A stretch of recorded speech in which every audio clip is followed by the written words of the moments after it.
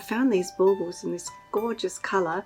It's a deep steel grey blue colour, but this is as big as they came, and when I put them on my tree they were just wrong proportion, so I decided that I needed to make them appear bigger. And this is what I came up with. It looks like a giant bunch of grapes, but it hangs beautifully on the tree, gives great coverage. And want to see how we did it? All I'm using to do this are 10 of these assorted little baubles, one large and a piece of ribbon. Step 1 is just to thread the first 5 of the small baubles onto the ribbon, just in any order that you like.